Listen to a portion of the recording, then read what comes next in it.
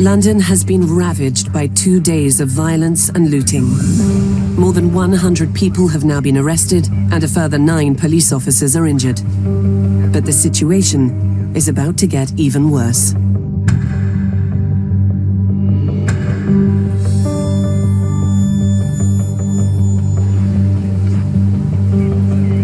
We had enough police officers at the time, particularly Enfield.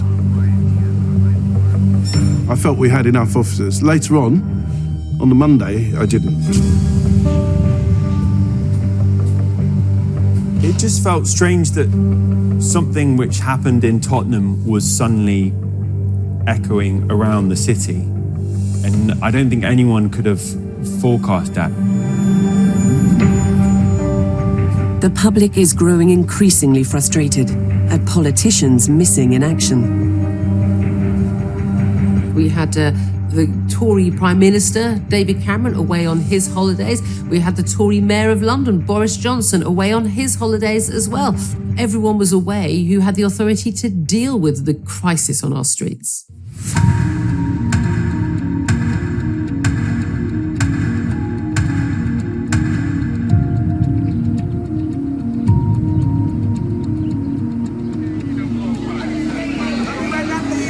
We were deployed early afternoon. I'd worked Hackney as a sergeant and I knew it'd be different there. I knew it'd be more intense, more dislike of the police. Hackney we used to call it the trenches because there was no opportunities in Hackney. Nobody had a great relationship with the police. No one had a nice thing to say about the police. These are the people that are supposed to look after us, keep us safe, and keep us secure. And we didn't feel like that. 3 miles from the first night's rioting in Tottenham, tension is growing in Hackney. I looked out my window, I'm seeing loads of people. The streets filled up really quickly. How's it going, man? It was a very different atmosphere that day to what I'd seen previously. There was more anger. If anything, day 3 was more about Mark Duggan. The police have too much power and they're using that power. My man didn't pull out no gun, no knife. They shot him for no reason. Have you got anything to do with what's going on down there? No, mate, no. I'm joining this because basically what they're doing is wrong. We just knew that Mark was dead. You know what I mean? And that was just another brother from the ends dead by the police. People were just saying that, listen, this could really happen to one of us. Take my picture in front of them, yeah. Find the fence, all the fence, every man take my picture. Man's from Hackney. You could cut the tension with a knife, like you can really tell that something's happening today.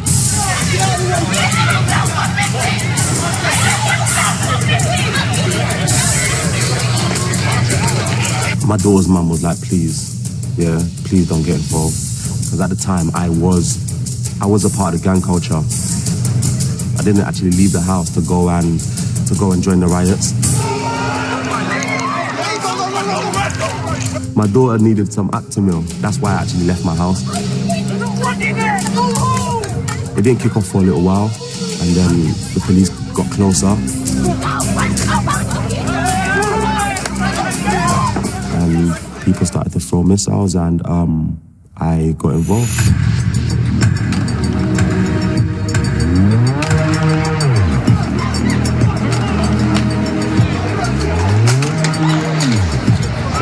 They were breaking police cars and smashing in things that weren't going to net them any kind of profit. They were just angry.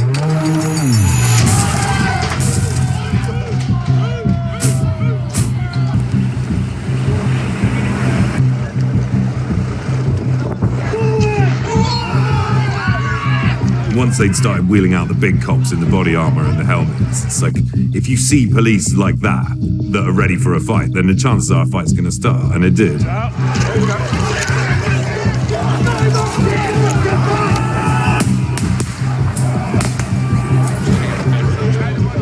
The police have got a duty of care. You turn up in your beat helmet and your jacket, and there's people throwing bricks and bottles at you, which they have been. already by then, you're not looking after your officers, and they've got a right to be protected. They've got a right to go home uninjured.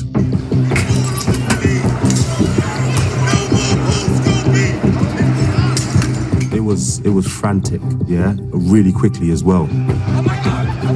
People with 4 or 5 bottles around their waist, people with sticks, people with petrol bombs. I've launched a few bottles at the police. It didn't hit anyone at the time, but yeah, I launched a few bottles. Saw huge crowds of young people rioting around central Hackney. It was very clear at that point that things were going to detonate in a very, very big way. You do get a sense of whether they're after you or property. And certainly in Hackney, the violence was geared and aimed towards us as police officers. There was a lot of smoke in the air, a lot of fuel in the air, cars blowing up. Just so much noise. I don't know where so many car alarms going off, police shouting, their boots on the ground, their shields clanging together.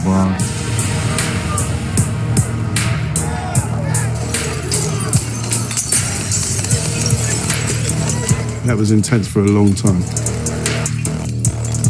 It's like very large hailstones constantly thudding down in and around you.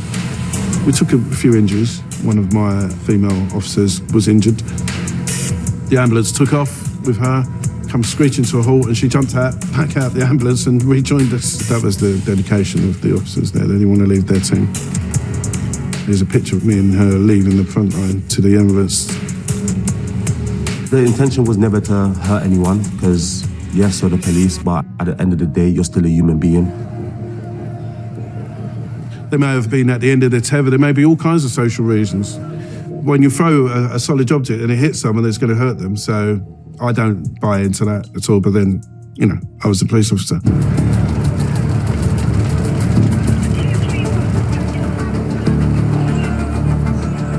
People really didn't care no more. It felt like something was going to change. It felt like we was going to be a part of history, you know?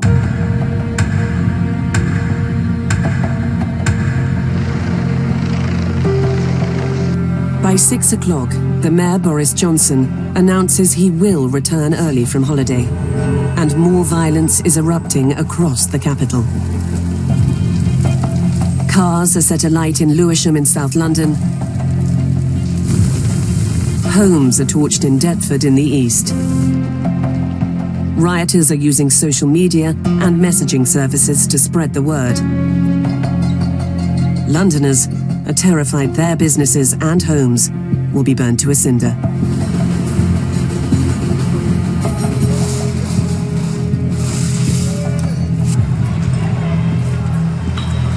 We went to work as normal on the Monday, but it felt different. It felt very tense. For some reason, we could just feel something in the air. So we just started to pack up what we could pack in our small car.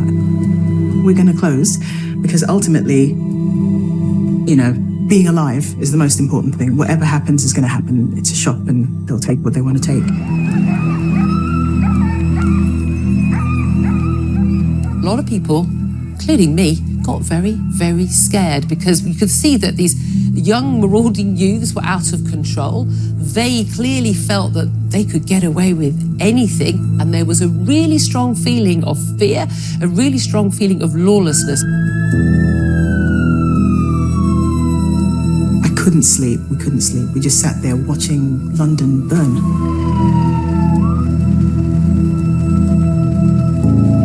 We saw what was happening on Rye Lane, which is further up the road in Peckham, and one shop was burning. But, well, if it's up there in Rye Lane, which is just 5 minutes walk from our shop, then maybe it's going to happen to your shop. It was literally the longest evening of our lives.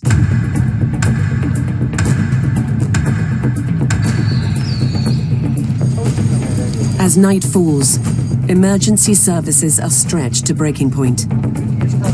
Unrest is spreading to the suburbs, but anarchy is about to grip the rest of England too. whatever you thought about what was happening, it was so unsettling. It just felt like a total descent into the complete collapse of any stability in the country.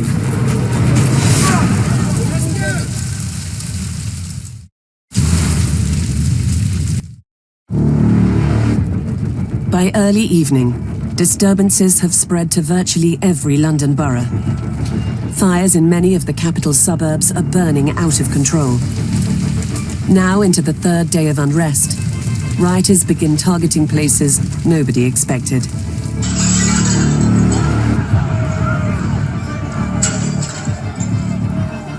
I remember being told by my editor, we want you to go to Croydon. My initial thought was like, why Croydon? Nothing's going to happen in Croydon.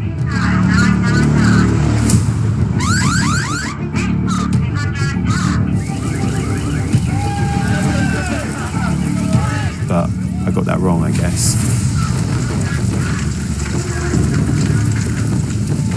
I was a sergeant in the transport police. I'm just sort of mentally closing down, ready to go home, and the computer was saying BlackBerry Messenger is predicting there's going to be a riot now in Croydon. So I thought, well, be ashamed to miss out on that. Clearly going to be short of police officers. I'll make my way there. Croydon, a commuter belt home to nearly 400,000 people, is now a hotspot.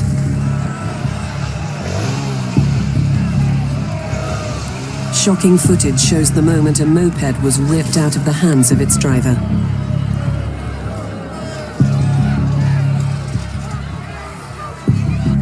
They outnumbered us considerably. Early on, some sort of a stolen car came racing up the road. It was driven very, very purposely at us. This is the crowd making a statement. We're coming for you.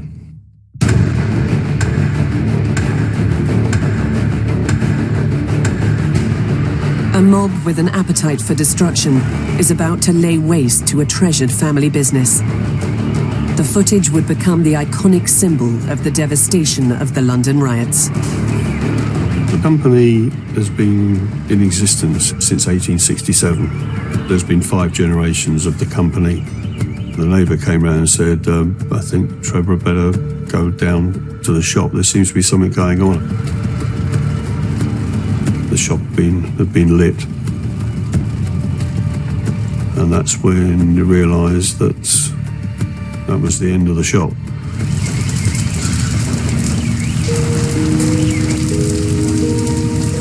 Spectacular is not the word, because it's just total destruction.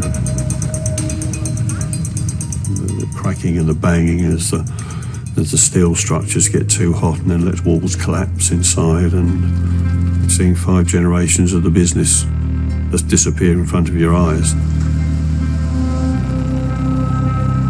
I just remember feeling totally empty, totally lost, and thinking, what do you do now? When we arrived into Croydon, the first thing you saw was the furniture store completely alight, and you could feel the heat on your face, just because the flames were just so high. My dad didn't know about it. He'd been out on his wedding anniversary. He's come home, turned the telly on, and the first thing he sees on the telly is his life's work going up in flames. He was in tears on the phone. Yeah, it's horrible, horrible, horrible to hear him like that.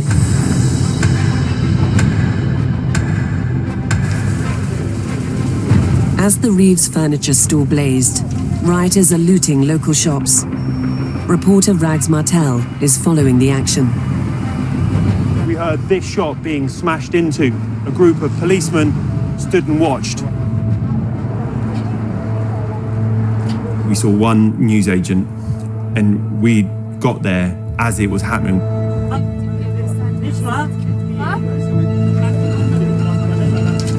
How do you feel looking at the damage in your shop? Obviously not happy. It was heartbreaking to see an owner who'd worked very hard to build a business and just seeing it all completely destroyed. I don't know why people, oh my God. Yeah. I don't know why people do this. A lot of people say this is all down to austerity. I'm not sure I really agree with that.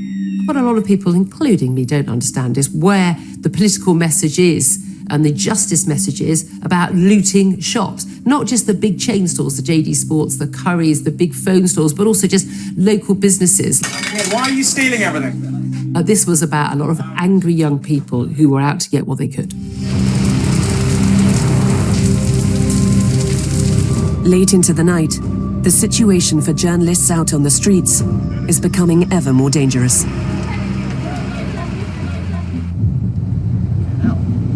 Every shop's bust up. We went to, I think it was down London Road in Croydon, and there were just lots of people trying to ransack cash machines. We were driving very slowly and we got spotted and immediately became a target. And I could almost see it in slow motion. They started hurling bottles at us.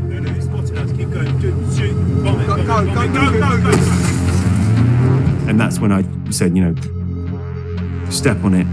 A bottle smashed into the back of the car. Where do you want to go? Left? Two left there or right? We spoke to some of the people who were on the streets that night. They were disaffected and against the establishment, very much against the police. The worst gangs that you could get have reunited all together, saying forget our troubles, now we're going for the police. There were different rival gangs in Croydon, but they told me, no, tonight we're all together. This is just started. This is just proven to the police. This is minor stuff. This is just showing what they can do. Things were completely out of control. It was spreading very quickly across London, across the different boroughs and all sides of the capital city. The police simply were overwhelmed. Rioting is now reaching other more affluent areas. All the radio traffic on my radio was completely taken up with Clapham Junction.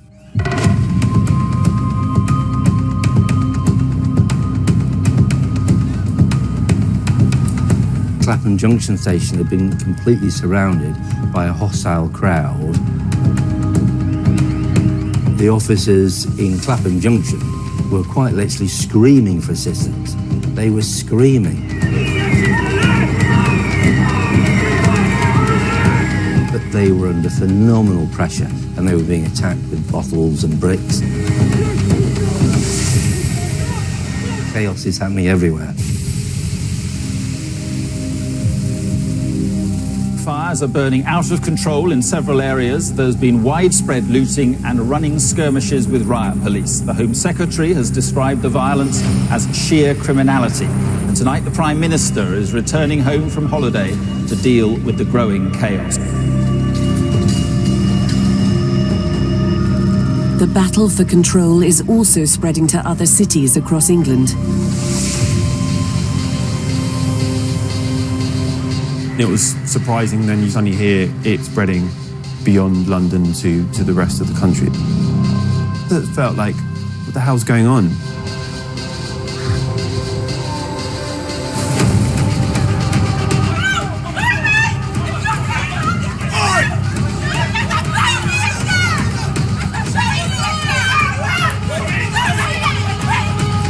I don't think the vast majority of people writing knew anything about Mark Duggan.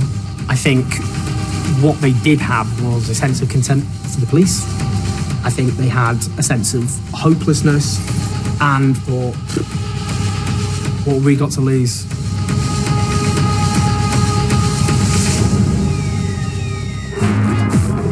The country is in chaos, and people start to ask when and how it would ever end.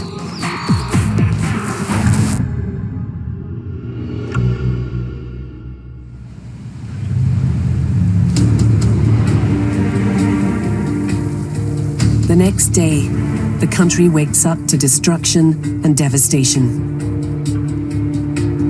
Business owners across the capital assess the damage. That place was full of furniture, and there was just nothing left, just the bricks, just staggering. But all the staff turned up the next day. I got a great picture. There's the hulk of the building in the background, and there's our van driving off delivering furniture. We happened to load it the night before. I just thought that was good, sort of, yeah, up yours. We're going to beat us.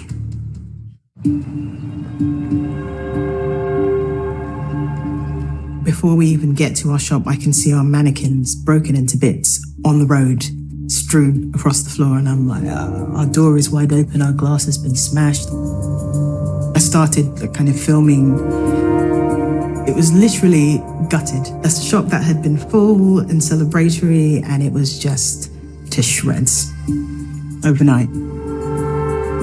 It lives in memory as one of the worst days of our lives.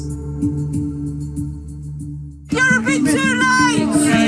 After 3 nights of rioting, politicians returning from holiday need to urgently tackle the crisis. I think there was very much a sense of let's take back control and see who's in charge. To those people who are responsible for this wrongdoing and criminality, you will feel the full force of the law. The state was really flexing its muscle and saying, justice will be done, we will get you all. And if you are old enough to commit these crimes, you are old enough to face the punishments.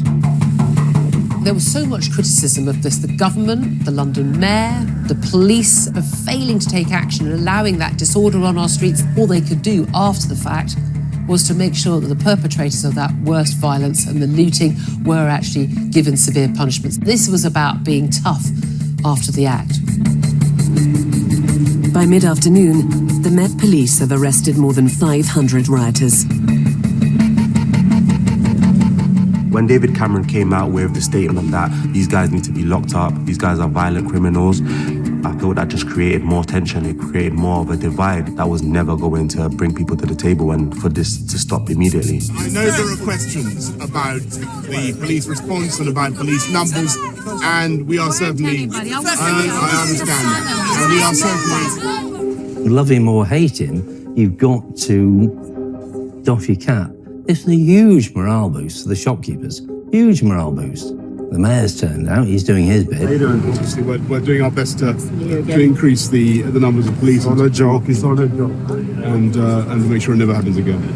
A lot of people didn't see Boris Johnson as someone who represented them. So for him to blatantly turn up with a broom, I think people just felt utter contempt for him amongst many of those communities, to be honest. We kind of thought it's going to happen again, where's the next Croydon, where's the next Tottenham? And I think the government and the Mayor of London had prepared for it. There was a kind of show of strength. The Prime Minister promises there will be 16,000 police officers on call that night in London, 10,000 more than the previous evening. All leave within the Met Police is cancelled. I said, I don't care what it costs, but disorder in London will stop today. And there were police officers from all over the country brought into the capital. The Lions were back in charge again, no doubt about it.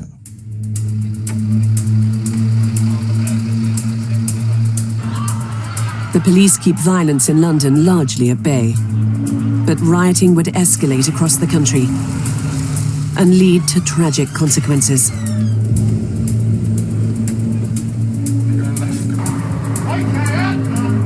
I'd watched the pictures on TV where the big warehouse with the furniture store had burned down. The atmosphere was tense. Everybody was afraid.